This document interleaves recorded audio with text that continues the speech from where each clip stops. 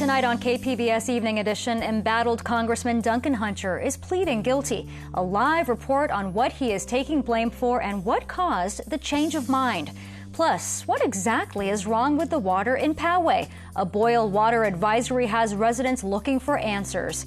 And a third homeless storage center is now open in City Heights. How it's helping the city's most vulnerable population. KPBS Evening Edition starts now.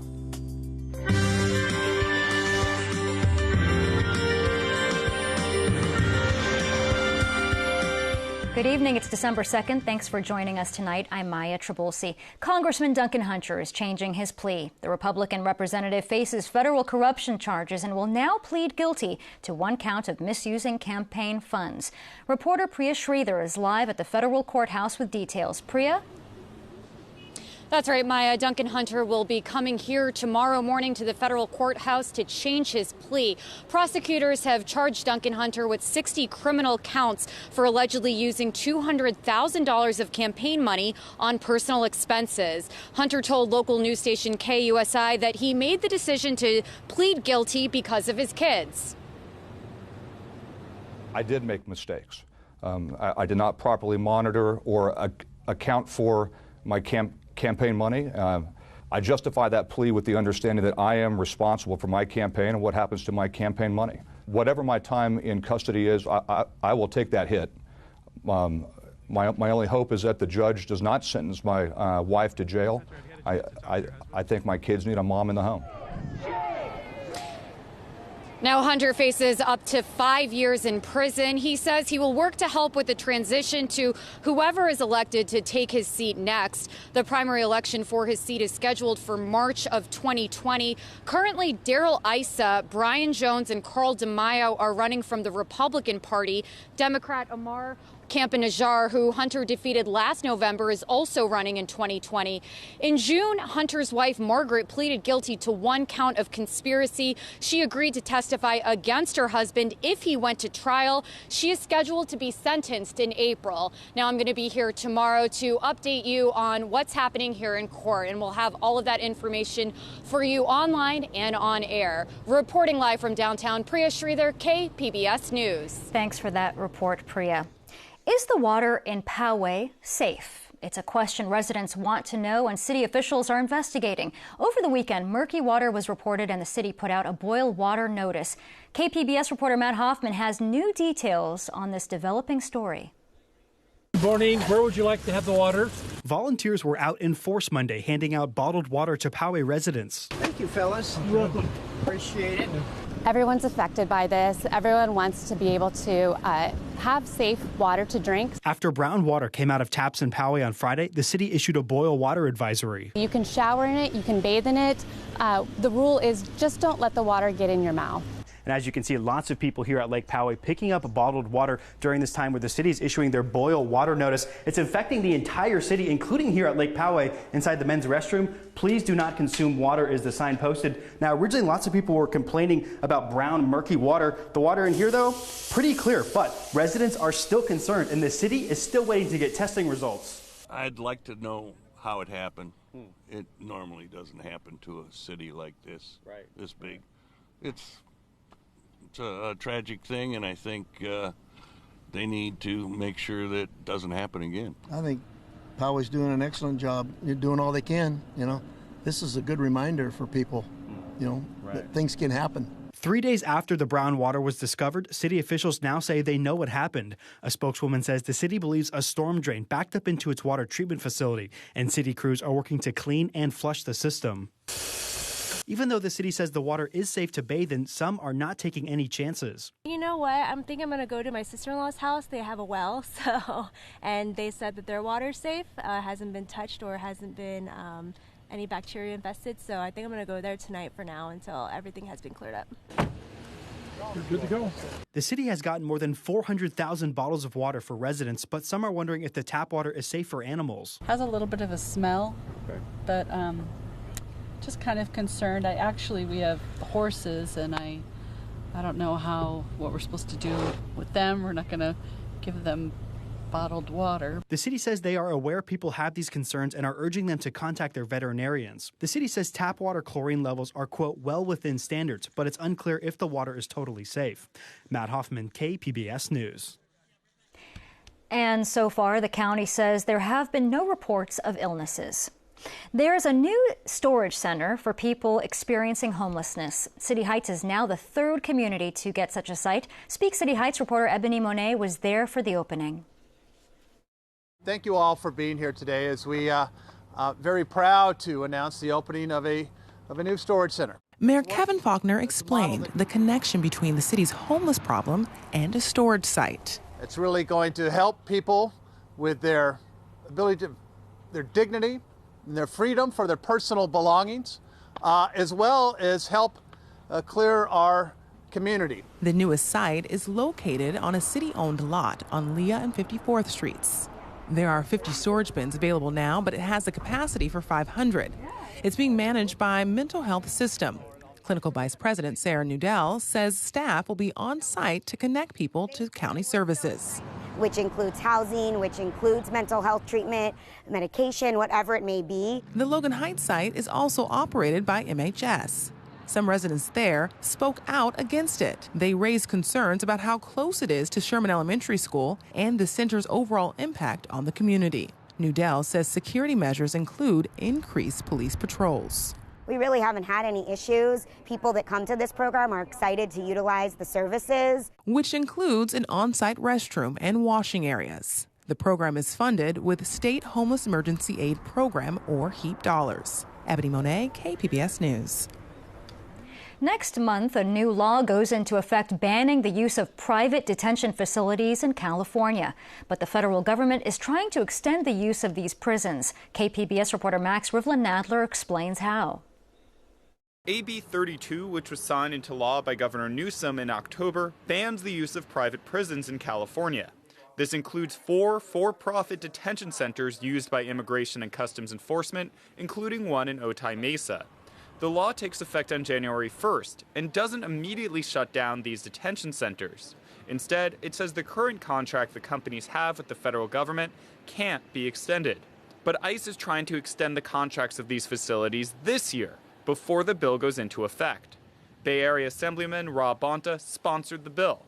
He says ICE is circumventing federal law by rushing the contracts into extensions.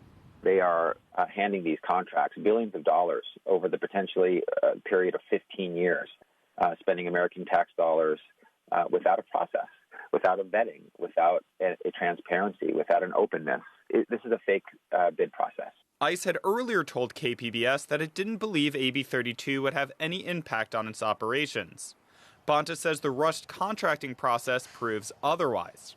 He said the contract solicitations, which don't name specific existing facilities, were written in a way that was tailored for the 4 detention facilities. They're requiring that these facilities be turnkey ready, which means they need to be operating now. Again, a clear finger on the scales to provide accessibility to the existing for-profit private operators. They're also saying you can't have new construction. They claim that it's an open process, but it's clearly not. It's really just laughable. Earlier this month, members of California's congressional delegation sent a letter to ICE expressing concern that the solicitation was breaking federal procurement law. Bonta and other legislators are still weighing their option for challenging ICE's solicitation process. Max Rivlin-Nadler, KPBS News. Another horse was euthanized over the weekend at the Del Mar racetrack. Now the CEO of the Humane Society of the United States is getting involved. CEO Kitty Block is calling for federal legislation to address regulations in horse racing. The 3-year-old gelding was trained by Jerry Hollendorfer, who was banned from the Del Mar Thoroughbred Club in June. A judge granted an injunction allowing him to keep working at the track. Hollendorfer has also been banned by other racetracks, including Santa Anita in Arcadia. That's where at least 4 horses died under his supervision this year, which he attributed to bad luck. Researchers in San Diego are looking at the heart of the Earth's largest species, the blue whale. KPBS Science and Technology reporter Shalina Chatlani explains the benefits. It's a sunny day on Monterey Bay, and scientists from the Scripps Institution of Oceanography and Stanford University are aboard a ship. They're on the lookout for blue whales. The goal is to measure the heartbeat of the Earth's biggest animal. In an instant, a scientist lays down a sensor embedded in a suction cup to a whale's flipper. David Cade with Stanford says studying this animal could help scientists understand the limitations of life on Earth. We're looking at basically the limits of life. Blue whales are kind of one of the answers to the limits of life, like how big can something be? And so one of the things we want to do is look at the blue whale. Well, how does it actually function? How does it get to be as big as it does? One of the big unknowns is a lot about the whale's metabolism and energetic use and heart rate. What they found is that when the blue whale reaches the surface of the ocean, its heart is working at its highest physical capacity, so it can recover enough oxygen. The whale's heartbeat is so big, it takes almost 2 seconds, about 1.8 seconds, for that heart to actually contract and push blood throughout the body. At the surface, we found that heart rate to be about 40 beats per minute, meaning this whale, in its normal routine, it has its heart pumping about as fast as physically possible. Cade says the discovery may point to why no other animal on Earth has been able to outsize the blue whale, because a larger heart may not be able to help keep a bigger animal alive. Shalina Chatlani, KPBS News. The House impeachment inquiry moves into a new phase this week. President Trump will watch developments from afar as he heads to London for the NATO leaders meeting. Emily Schmidt reports on the dueling policy and political agendas. President Trump left the White House Monday for a NATO trip, packing little patience for the House impeachment process happening without him. This is one of the most important journeys that we make as president. And for them to be doing this and saying this and putting an impeachment on the table, which is a hoax to start off with. Criticism continued in tweets, showing Air Force One leaving for NATO's anniversary while calling Democrats not nice for scheduling impeachment work now. Democrats disagree. This White House has blocked us every step of the way and then wants to cry that the process is unfair. So we have more than enough evidence to move forward with impeachment. The week is packed with potential impeachment steps. Monday, House Intelligence Committee members review findings about whether President Trump sought a quid pro quo with Ukraine. Tuesday, the intelligence panel votes whether to send the report to the House Judiciary Committee. Wednesday, that committee has scheduled a hearing about constitutional grounds for impeachment. House Speaker Nancy Pelosi, also in Europe for the United Nations Climate Change Summit, said she would not talk about impeachment there. When we travel abroad, we don't talk about the president in a negative way, and we save that for home. Plenty of politics clearly waiting in Washington for the president's return. I'm Emily Schmidt reporting. The flu season arrived early this year. At least 5 people have died so far in San Diego County alone, and more than 700 cases have been reported. Your best bet against getting sick is the vaccine. It's not perfect, but researchers are working to improve its effectiveness. Elizabeth Cohen has details. 2-year-old Jude McGee, 26-year-old newlywed Katie McQuestion, Gianna Cabasag, a 4-year-old little girl. Her heart stopped beating. They all died of the flu, and they'd all had flu shots. Just relax your arms. No, relax your arms. You're okay. Done. Look at that. There's no question you should get a flu shot. Last flu season, the flu killed at least 36,000 people, so this shot could literally save your life. But it's far from perfect. Even on a good year, influenza effectiveness of the vaccine is about 60%. On a bad year, it's as low as 10%. Do we need to make a better flu vaccine? You know, we really absolutely do. In September, President Trump signed an executive order noting that the current system for making flu shots has critical shortcomings. The order pledges to modernize the process. The first step, stop using eggs to make flu vaccine.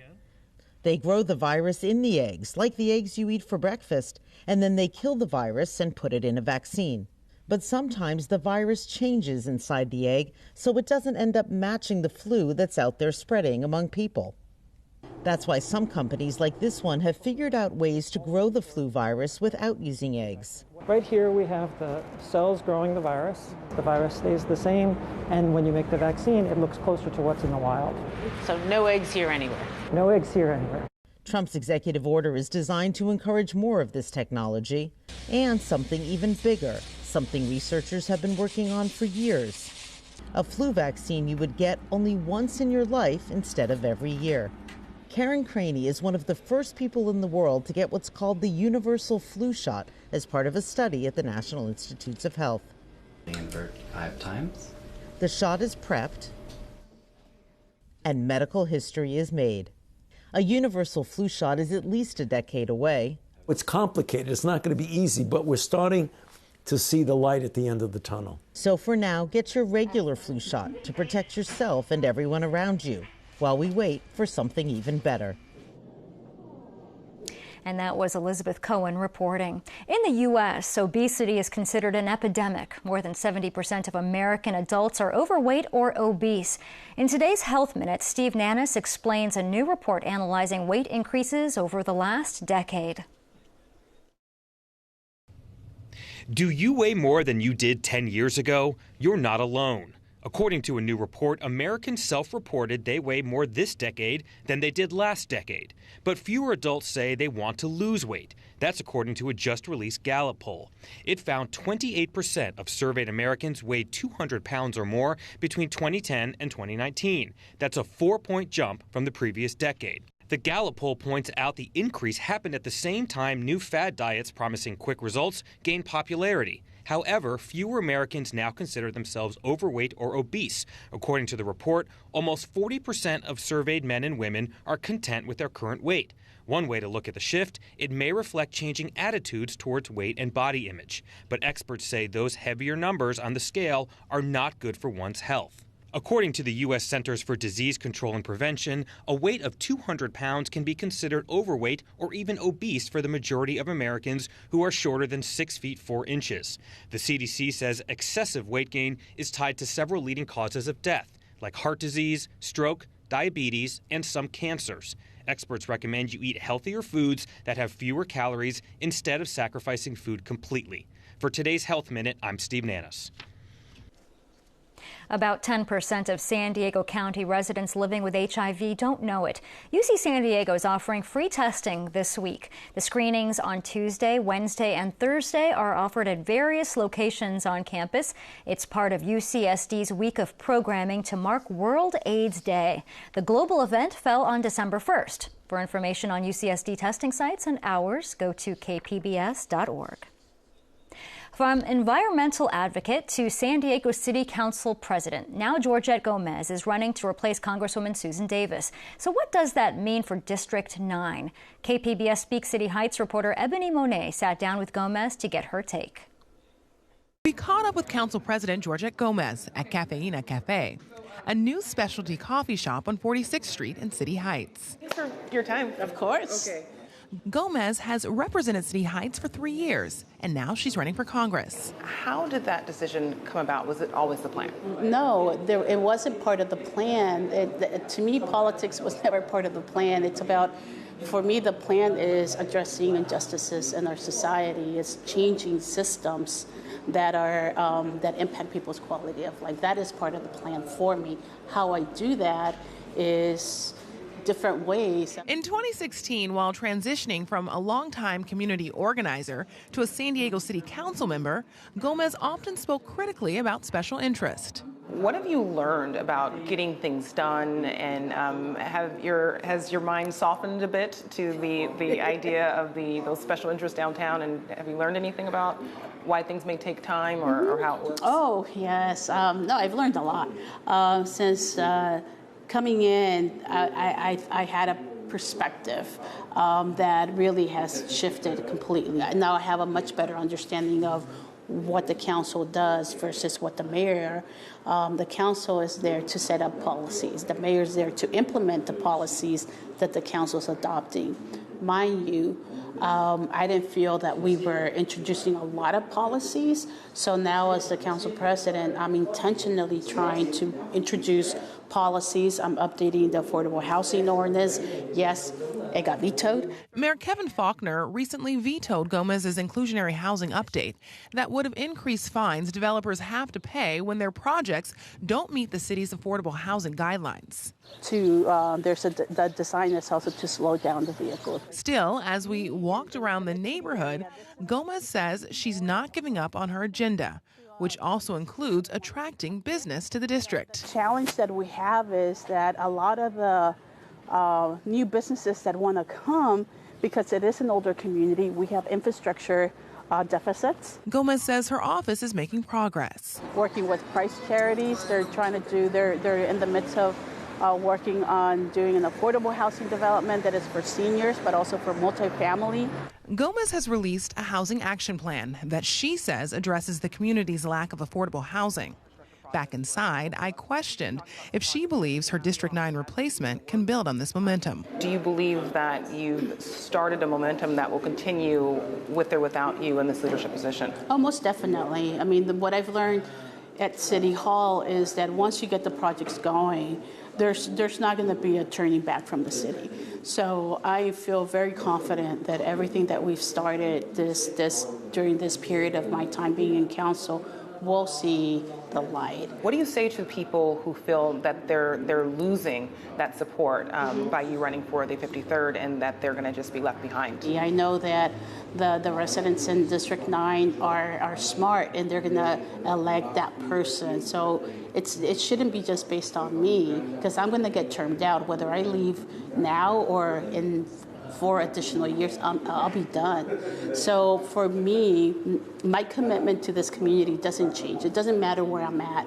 I carry the community. I'm going to continue fighting for the community. This is why I got into government. To get the job, Gomez would need to beat out a crowded field of Democrats who've also entered the race for the 53rd, which does not include most of City Heights.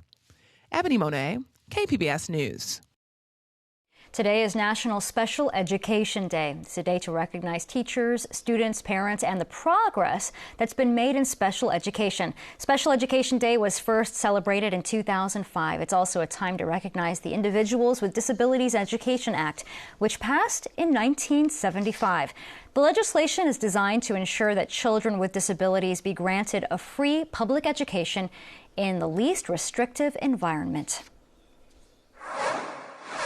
We're seeing clear skies now, but another storm system is moving in. Meteorologist Marvin Gomez tells us what we can expect for the rest of the week.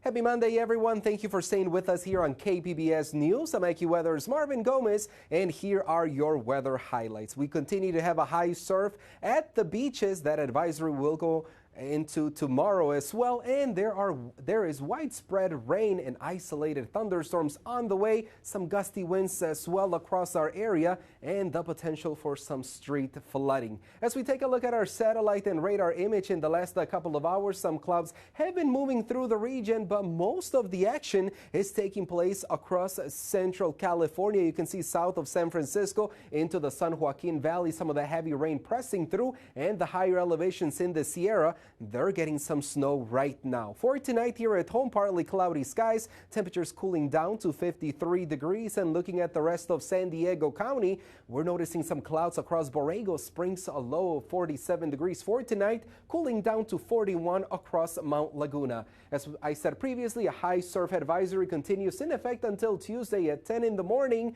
so definitely be careful out there if you're on the water. As we take a look at temperatures for tomorrow, Ramona 69 for Escondido as well, San Diego in the upper 60s, a couple of high clouds moving for much of the day, and here is your futurecast. Clouds with us tomorrow, but in the nighttime hours, we are going to have the next storm system bringing that rain along the coast, and that rain will be pressing through our area for most of our Wednesday. So here are some of the totals that we are expecting for total rainfall with this storm, between 1/2 to 1 inch along the coast, and also for the valleys, the higher elevations in the mountains could be looking at up to 2.5 inches of rain. Your AccuWeather extended forecast along the coast showing some of those periods of heavy rain as we go through our Wednesday and Thursday. We're still going to have a couple of clouds, perhaps some isolated showers sticking through then.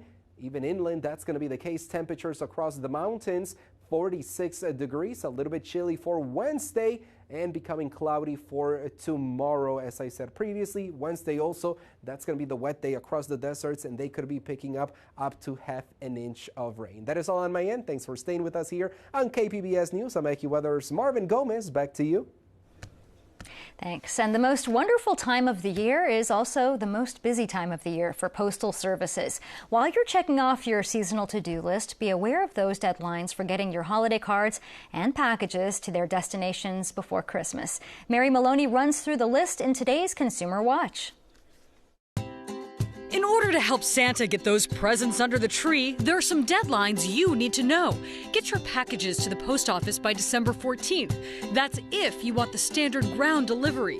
UPS Ground will need it 1 day sooner on December 13th, while FedEx gives you a little more time.